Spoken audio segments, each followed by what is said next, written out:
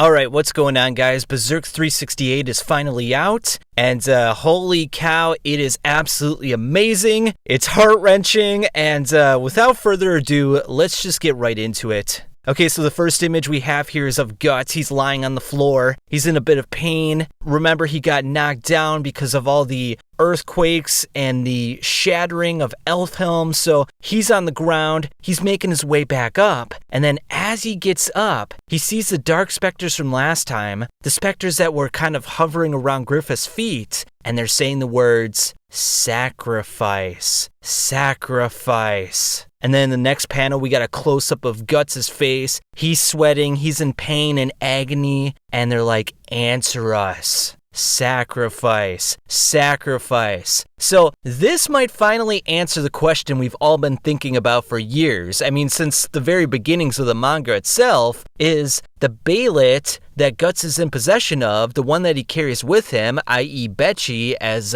Puck calls him, is that actually Guts' Bailet? Is that going to be a situation that he's going to have to handle in the future? Is the God Hand going to come before him and ask him whether or not he wants to sacrifice his new crew? You know, Shirka, Farnese, Serpico, Isidro, Isma, and possibly even Casca, just so he can become an apostle and try to defeat Griffith. Will he sacrifice everything just to get that ultimate revenge on Griffith? And here's an even bigger question. If something happens to Casca, if Casca dies, and now he presumably has nothing to live for, even though he does have something to live for, but he might see it that way, he might be like, Casca was my only light, she was the only reason I was pushing forward, I have to sacrifice everything. This witch and this mermaid and this stupid little 14-year-old boy, they mean nothing to me. I just want to kill Griffith. Now, I would hope that's not the case. I would hope Guts would see those people as more important and more pivotal to his life, especially after all the adventures they went through, but you never know. I mean, his rage might just go into overdrive. You know, the God Hand might offer him the possibility, and they might even say to him, like, hey, this is your only means of defeating Griffith. He exists within the astral realm. You cannot cut him as a physical man, but if we give you that apostle body, you might be able to do it. You might be able to kill Griffith. And isn't that worth it?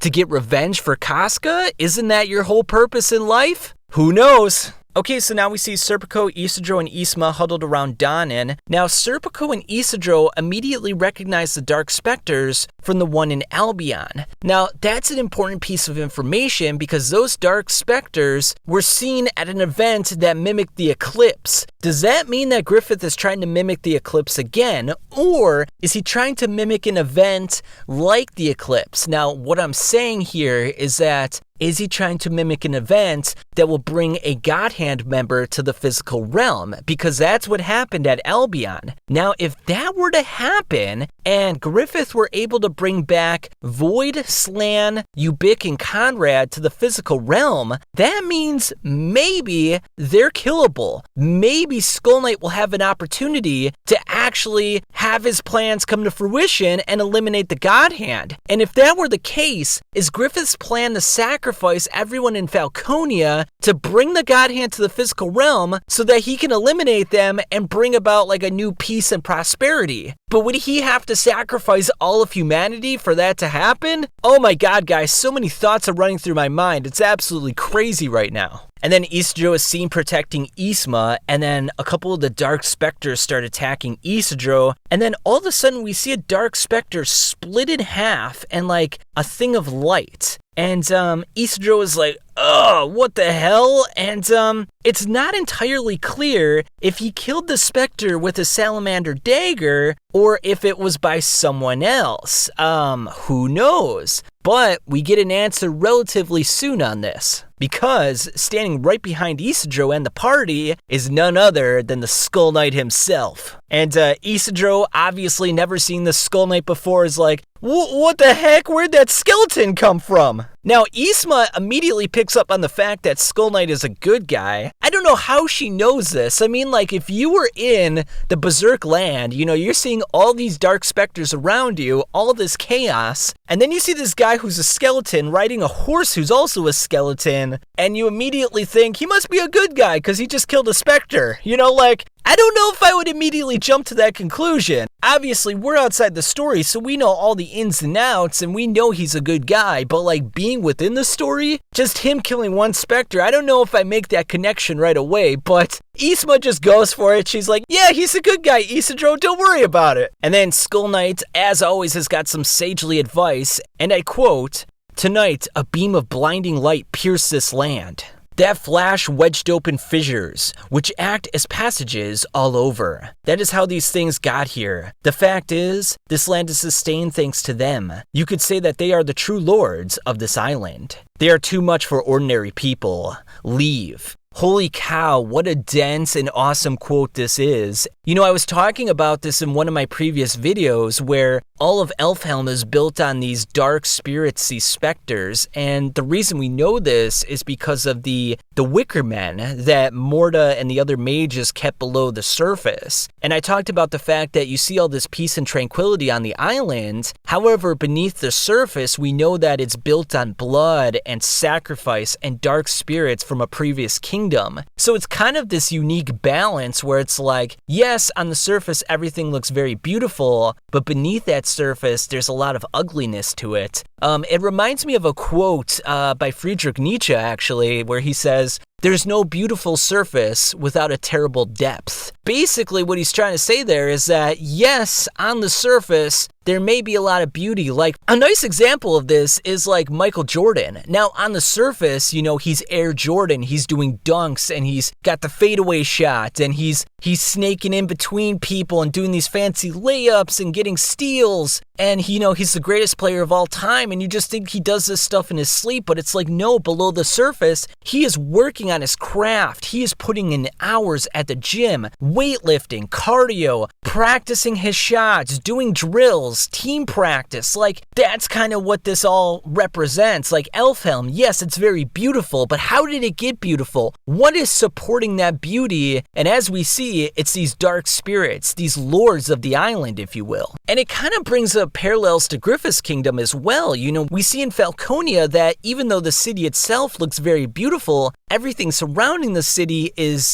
decrepit and dying and wasted. And it turns out to be the same case with Elfhelm, where, yes, there's a lot of beauty on the surface, but to attain that beauty, they had to go through some trials themselves. They had to sacrifice a few things themselves. So yeah, you can't just judge a book by its cover. There might be some terrible things in that book. And then we see the dark specters lurking on the ground. They're looking upwards, and they decide to all attack at once. And then we see the Skull Knight bursting through the dark spirits, slashing and gashing them like he's always doing, like he's done to so many other apostles. And it kind of reminds me of the events of the Eclipse, where, you know, Skull Knight is bursting through and he's attacking all these apostles, and he's got a clear mission. And it makes you wonder what his mission is right now. Now, he probably senses that Griffith is on the island. Does he want to try to kill him here and now? Does he want to use the Beherit sword?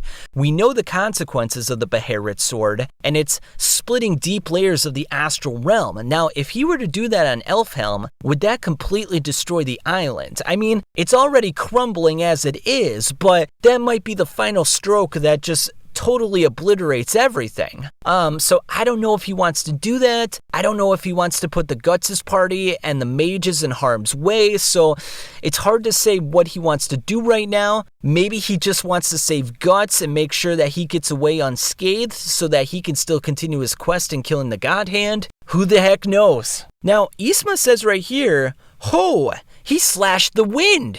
And then Skull Knight says, "I cannot protect you all. Therefore, fleeing is your only option. Now go." Now, obviously, Skull Knight is here to protect Guts, and it doesn't seem like he'll be able to do much else besides that. It seems like as events are unfolding, there's just not enough time to do everything. There's not enough time to go after Griffith. There's not enough time to save everyone. So yeah, it's a very precarious situation. Isidro doesn't seem to be having any of it, though. He wants to continue fighting. He's been in a lot of situations with Guts, and he wants to continue proving himself as a swordsman and as a warrior, and he wants to stay and fight.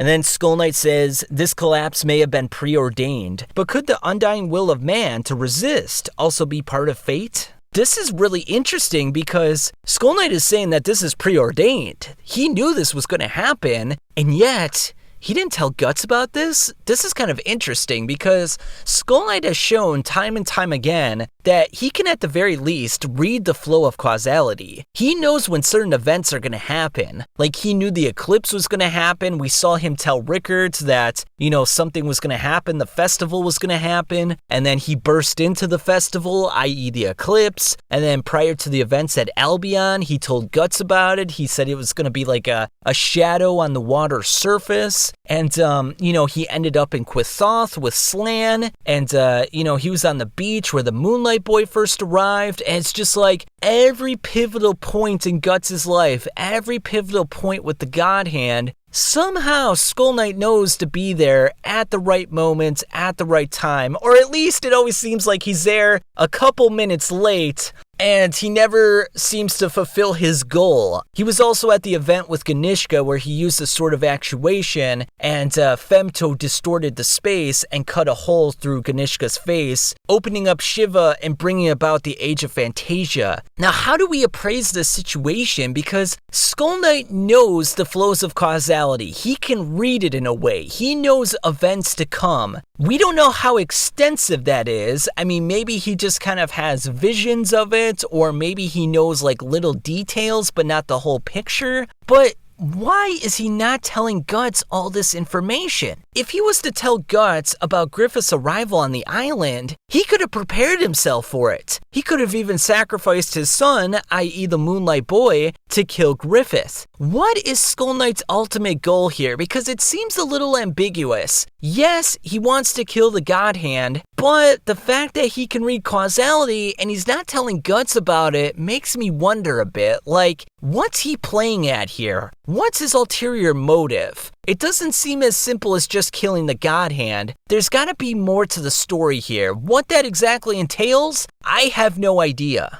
Now, with all the chaos going on Elfhelm, Roderick and his crew are boarding their ships. They're getting ready to sail. They don't want to waste a single moment. So they're just like, we got to jet. We got to get out of here. If the Guts' party doesn't get on the boats, we need to get going. And then Roderick is seen thinking about the Marrow, and he's talking about the fact that they were saying that a crisis would befall this island. And, he sent out a message to the crew, and he's hoping that it gets there in time. Now, even the Marrow were aware of this crisis as well, so that also means they can read the flows of causality. This makes sense, actually, because if you watch my previous video about the Sword of Actuation, i.e. the Beherit Sword, I talk about the fact that the Beherit Sword is one with water. And the reason this is because the Beherits and the astral world are all kind of one with water. There's a lot of allusions to water and the astral world. And because the Marrow live in the water, and we have that previous quote with Shirka where she talks about Flora saying that the sea and the ocean are sort of one with the astral realm, this makes me wonder, like,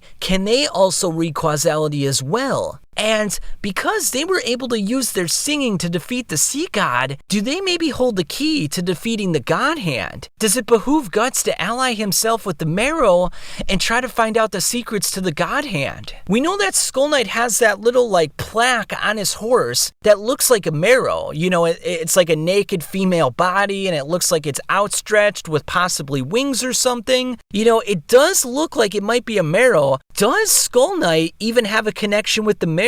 Is that where he's receiving all this information? Are they telling him about events to come and then he's acting on it? That would be kind of interesting. I never really considered that before. Now, Magnifico looks to be drunk. He wants to stay on the island a little bit more. He doesn't really sense what's going on, so he's kind of oblivious like always. And then we got a really nice shot of the island, and the water is swirling and bubbling, and things are going into chaos. We see the fish jumping out of the water crazily. Roderick's men are worried and sweating and wondering what is going on. And then in the graveyard with the gravestones, we see a horde of the dark spirits just oozing down the hill, just consuming all the landscape, bringing darkness to everything. and unfortunately some lowly crew member decides to reach his hand out and touch the dark specters, if you will. You know, there's always that kid who touches the wet cement. There's always that someone who gets a little too curious for his own good, and that's what happens here. He gets consumed by these dark specters, and they just steal the life force from his body. Blood is gone. He looks to be a complete mess. He is just absolutely brutalized and killed. It's just horrifying, guys. And as expected, Roderick's crew is just horrified by this. Now, Roderick orders his men to get back to the shore to get back to safety. Unfortunately, they get quickly surrounded by these dark specters. It looks like there's no escape now. Now, we know at Albion, when they were getting surrounded by the dark specters, the Guts' party, you know, they were using fire and Guts was fighting them off. I don't think Roderick's crew is going to get through this. This looks pretty insurmountable, to be honest with you. And I'm just wondering, are these the last moments that we're going to see Roderick? I mean, is he going to be consumed right here? And is he going to die? Because, to be honest with you, it would probably be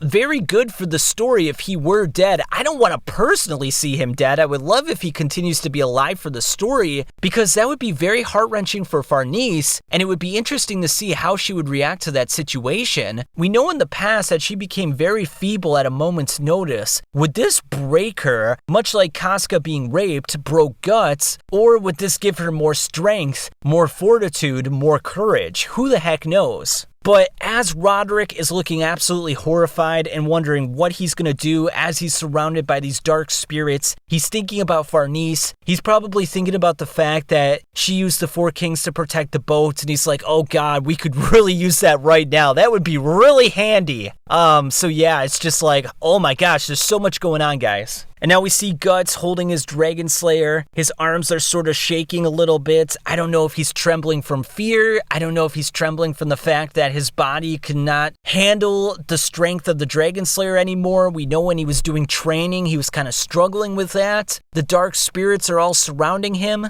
And then he looks up and we see the dark spirits all on the ground. And we see Zod flying away. And in the next panel, wow, this is just absolutely gorgeous. We see Zod, we see Griffith in his left hand, and we see Griffith holding Casca. Now, this reminds me of the event at the Hill of Swords when Zod was carrying Griffith away, and Guts was just absolutely losing it. Now, this is an interesting contrast because instead of losing it, Guts is at his emotional breaking point right now, and he just looks befuddled, and he has no idea what he can do. He tried to kill Griffith, he tried to save Casca, and none of it worked, and now Casca is being taken away from him, and there's dark spirits everywhere. The island is going to ruins, and it's like, well, what else could I have done? I did everything and nothing worked, and here I am shaking in my boots and I'm losing everything. It's just so sad. And this look on Guts' face just says it all. I mean, I don't think I've ever seen Guts look so sad in his life, besides maybe like the Black Swordsman arc. But this one is a lot more visceral because he's seen the person that he loved being torn away from his hands, and there's not a goddamn thing he can do about it. And it's just, it touches you in so many different ways, and it's just so heart-wrenching. And especially this next panel too, you know, these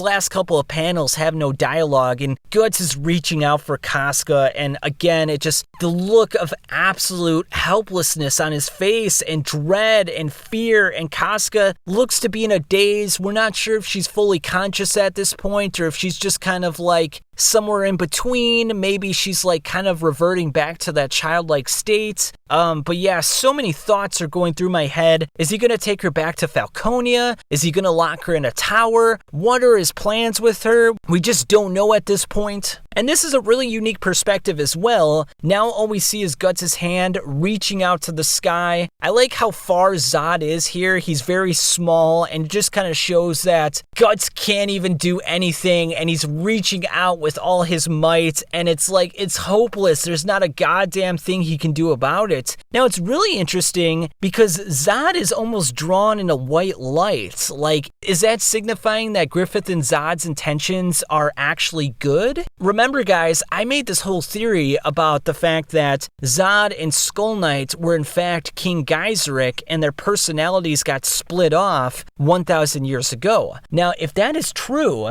that means that Zod lost everything just as Skull Knight lost everything back 1,000 years ago. And that means that the God Hand screwed him over just as much as they screwed Skull Knight over. And does that mean that Zod wants revenge on the God Hand as well, and he's just waiting for the right opportunity to do it? And is he looking at Griffith as the only means to do so, being a God Hand member himself and a partial human? Is he like, look, this is the only way to take him down. This is the only person that can harm them, and I have to align myself with him. Even though it means aligning myself with all these apostles, I'm gonna do it. Because we know that Zod has no affinity for apostles. He'll kill Wyald if he wants to do it. And he was not in the eclipse like all the other apostles were, which means that maybe he does not have the same affinities to the God Hand that these apostles do. And if Zod is the beast of darkness of Geyseric and Skull Knight is the ego, then that means technically that Zod is not even an apostle whatsoever. He resembles an apostle, but perhaps he didn't go through the Beherit ceremony like the other apostles, which means that he has no allegiance to the God Hand. I'm starting to think that maybe Griffith and Zod have some machinations that are not being revealed that involve taking down the God Hand. And that would be such a cool twist because I don't think a lot of people saw this coming. And look, we don't know if it's true yet, but it's just kind of an interesting theory to ponder. And then we get a reaction from Puck. He's freaking out. We see all the destruction on Elfhelm.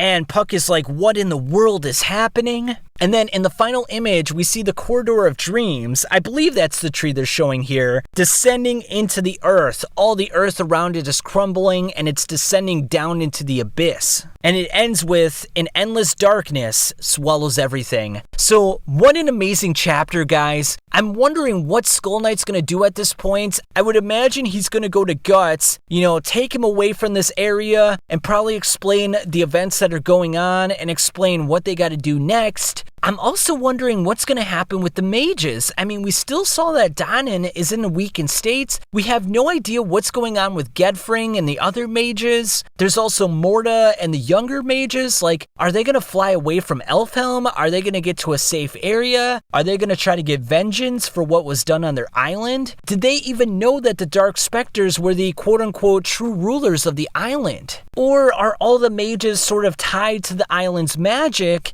and because the island is being destroyed, are they going to lose all their magical abilities? Are they going to lose their powers? Are they also going to be destroyed? So many different questions running through my mind, but I think I've talked enough for today, guys. Tell me what you guys thought of this chapter. This was absolutely epic. Artwork is getting better and better by the chapter. And oh yeah, just to let you know, the next chapter will be released on September 9th. So it seems like, at least for now, the chapters are going to be monthly, which is fantastic news. Tell me what you guys thought of the chapter, subscribe if you haven't already, and I'll catch you guys on the flip side.